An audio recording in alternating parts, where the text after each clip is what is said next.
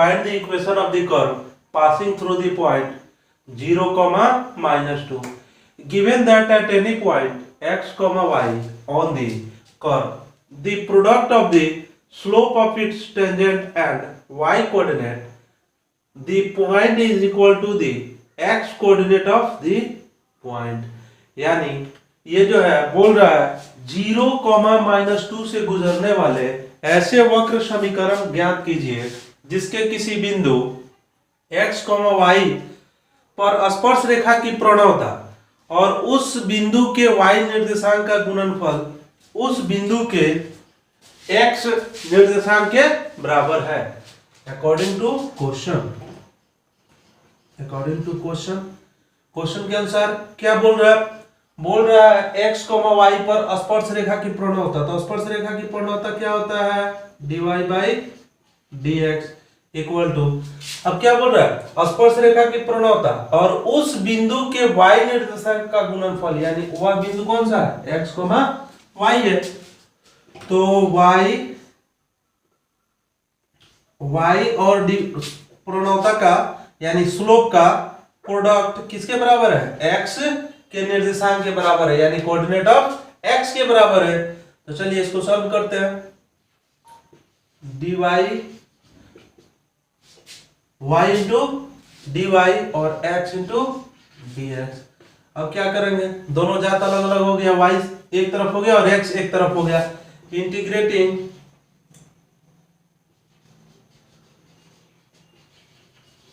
Integrating both sides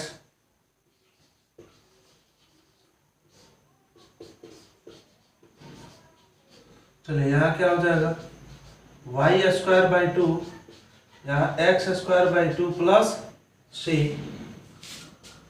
यहां से हमारा हो गया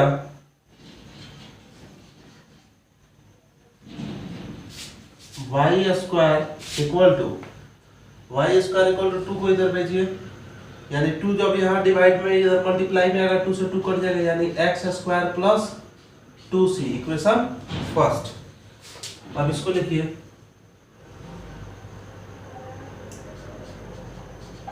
when curve passes through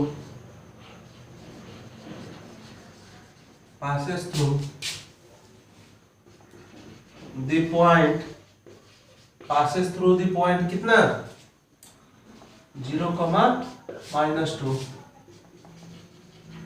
then तब क्या हो जाएगा y की जगह पर -2 का square. when curve passes through the point इतना उतना, तब क्या करेंगे इस कर्व में यानी फर्स्ट कर्व में क्या करेंगे इस वैल्यू को डालेंगे। तो y की जगह पर क्या है -2 है तो -2 का स्क्वायर इक्वल टू क्या हो जाएगा यहाँ 0 का स्क्वायर प्लस 2c। तो यहाँ क्या हो गया 4 2c, तो ये गया 2 यानी c इक्वल टू 2। अब लिखेंगे put the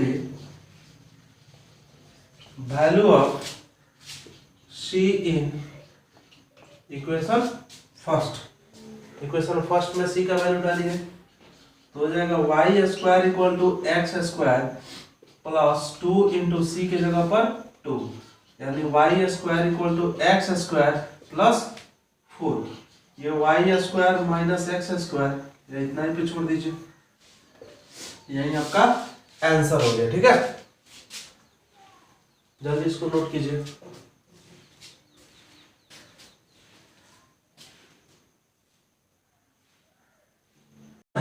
At any point x, y of a curve, the slope of tangent is twice the slope of the line segment joining the points of contact to the point -4, -3.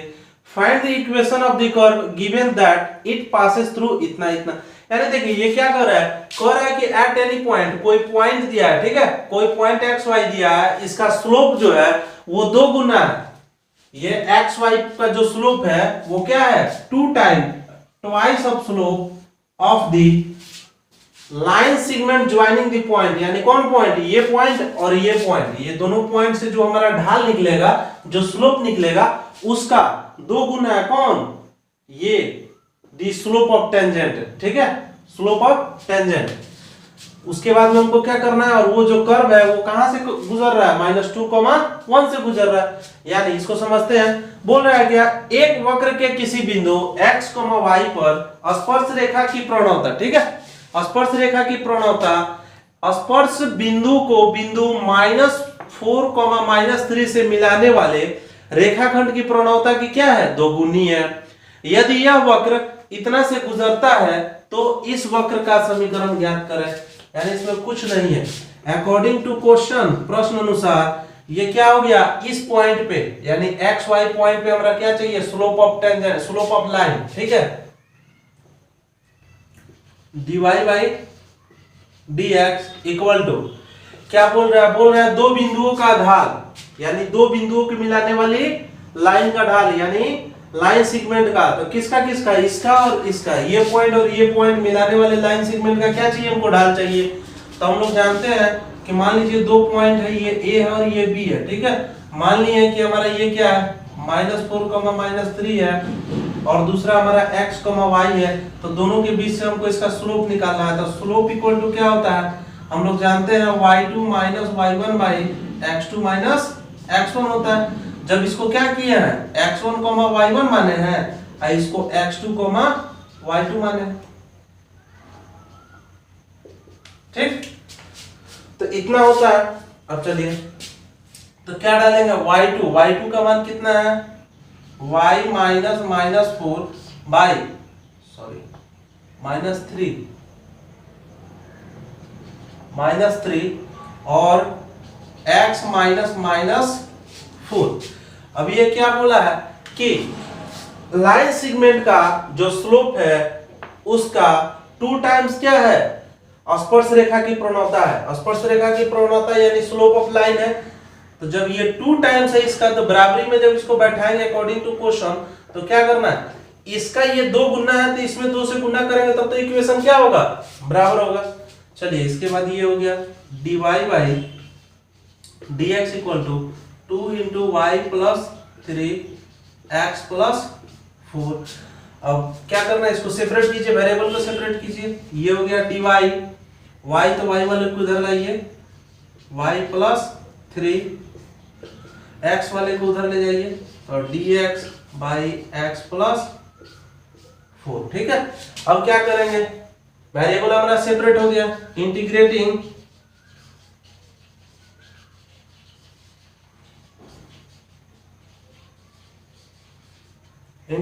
Both sides, तो क्या हो जाएगा, dy by y + 3 2 × integration dx by x + 4, ठीक। इसके बाद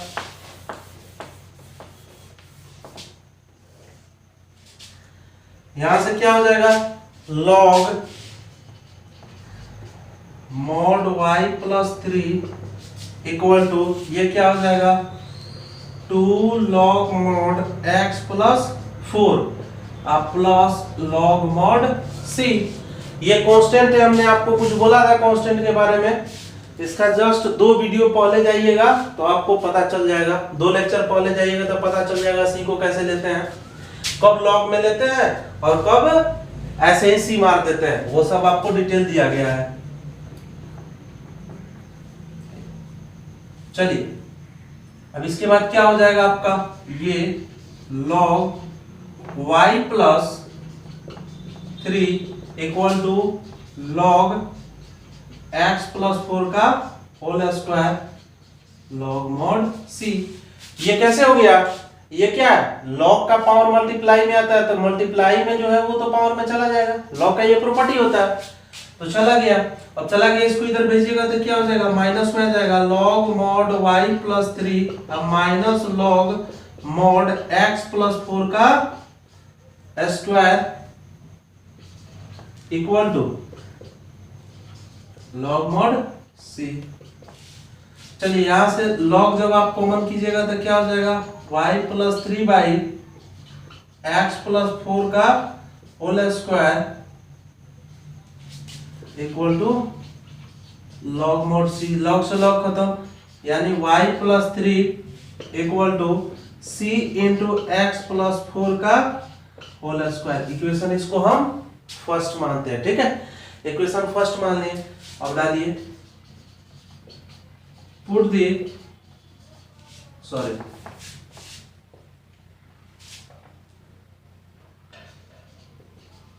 given that, दिया है कि, क्या दिया है कि वक्र जो है वो कहां से इतना से गुजरता है। गिवन दैट कर्व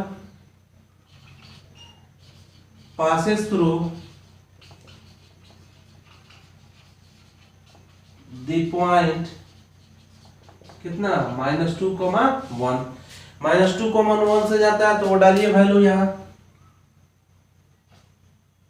y की जगह पे 1 + 3 c इंटू एक्स की जगह पे कितना -2 + 4 का होल स्क्वायर। तो ये हो गया 4, ये c, इसका कितना हो जाएगा 2 का स्क्वायर। तो यहां से आ गया आपका 4 = 4, 4 से 4 खत्म, यानी c = 1। अब क्या लिखेंगे, put the value of c in equation first.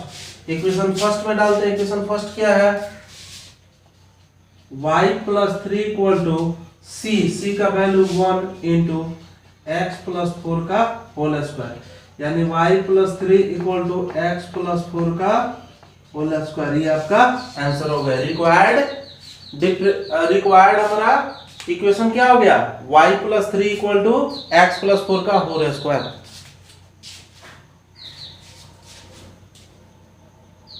Next number question है, the volume of spherical balloon being inflate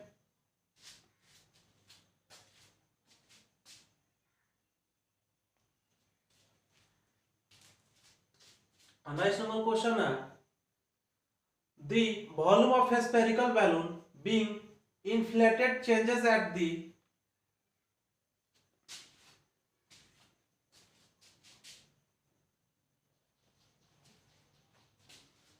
next number question है हमारा, the volume of spherical balloon being inflated changes at a constant rate if initially its radius is 3 unit.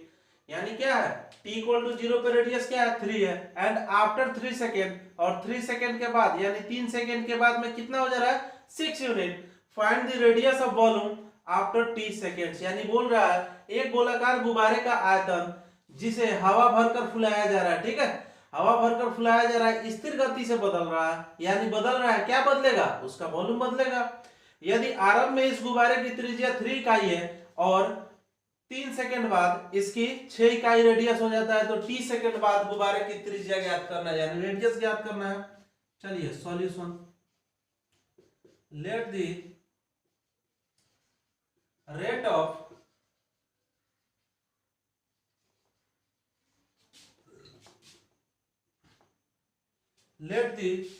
change of volume of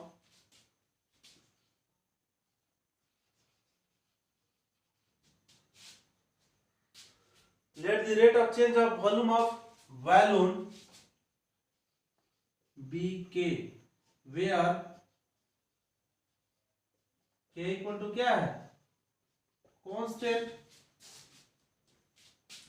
इसलिए क्या हो जाएगा, volume change कर रहा है किसके अनुसार, टाइम के रिस्पेक्ट में क्या हो रहा है चेंज कर रहा है, तो dv/dt हो जाएगा, और यहाँ क्या हो जाएगा k, तो d अभी भी क्या होता है वॉल्यूम होता है, वॉल्यूम किसका गुब्बारे का, गुब्बारा कैसा होता है गोला, तो गोला का क्या होगा 4/3 पाई r³ = k। अब चलिए ये जो है कांस्टेंट है ये तो बाहर आ जाएगा, dr³/dt = k, 4/3 पाई, इसका क्या हो जाएगा 3r² dr/dt = k, 3 से 3 खत्म, यानी 4πr² dr = k dt। ये जो नीचे था डिवाइड में उधर जाएगा तो मल्टीप्लाई में हो जाएगा। अब इतना हो गया, इसके बाद में क्या करेंगे इंटीग्रेटिंग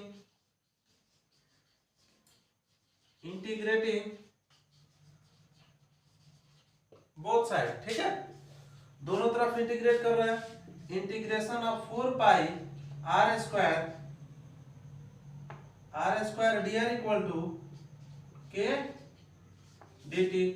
इसका कितना हो जाएगा 4 पाई आर स्क्वायर का क्या हो जाएगा, एक पावर जुटेगा 3/3, ये क्या हो जाएगा 4 पाई तो कांस्टेंट है, बाहर निकल जाएगा, आर क्यूब यानी आर के रिस्पेक्ट में कर रहे हैं इसको इंटीग्रेट, तो क्या करेंगे +1, जैसे पावर जितना होगा उसे डिवाइड करना पड़ता है। इसका ये हो गया और इसका क्या हो जाएगा kt प्लस c। चलिए अब इसके बाद हम क्या करते हैं, इसको इक्वेशन फर्स्ट ले लेते हैं। हमारा क्या दिया है when t equal to 0 then तब क्या है हमारा r equal to 3 unit, 3 unit है तो इसमें डालिए वैल्यू तो क्या हो जाएगा, इसलिए 4 पाई r का वैल्यू क्या 3 का cube by 3 equal to k और t का वैल्यू कितना 0 प्लस c। अब देखिए यहाँ कितना हो जाएगा 4 पाई इंटू ये 3 का कितना हो जाएगा 3 टाइम्स मल्टीप्लाई कीजिएगा 3 3 9 का 27, अब बाई 3 है तो कट के कितना हो जाएगा 9, यानी 9 इक्वल टू c, यानी c equal to 36 pi. Equation इसको second again when t equal to 0 comma r equal to कितना 6 unit then from equation first से क्या हो जाएगा आपका इक्वेशन फर्स्ट हमारा ये है 4 पाई r क्यूब है, r का वैल्यू क्या डालिएगा r का वैल्यू 6, सॉरी यहाँ t इक्वल टू 3 है ना 6, यानी 6 का cube by 3 equal to k, t का वैल्यू 3 सेकेंड प्लस c। अब यहाँ से 4 pi into 6 into 6 into 6 by 3 equal to 3k plus c का वैल्यू कितना आया है इक्वेशन सेकेंड से 36 पाई फ्रॉम इक्वेशन सेकेंड से।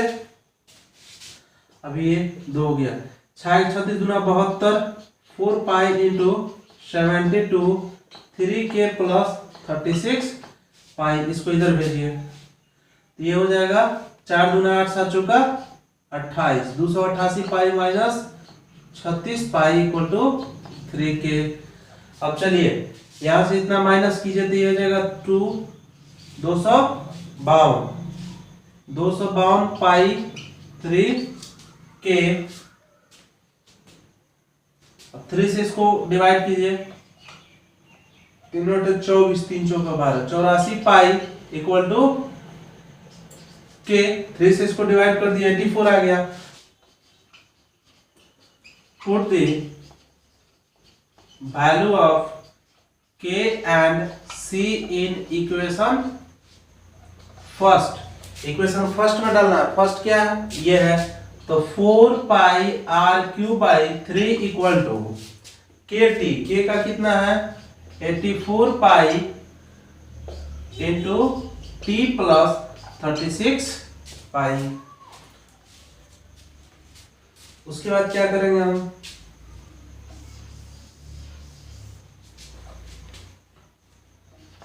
4 pi by 3 r cube equal to 84 pi t plus 36 पाई।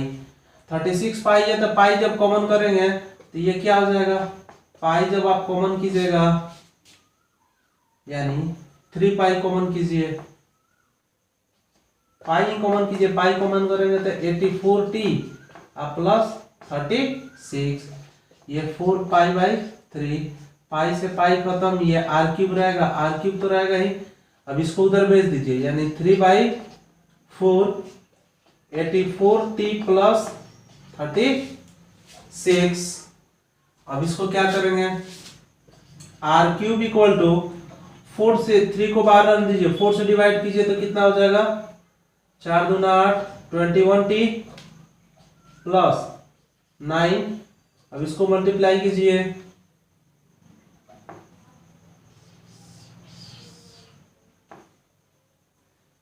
अब इसको मल्टीप्लाई कीजिए तो कितना हो जाएगा ये 63t प्लस 27, यानी r equal to 63t plus 27 का पावर 1/3। ये आपका आएगा रिक्वायर्ड आंसर। जल्दी नोट कीजिए।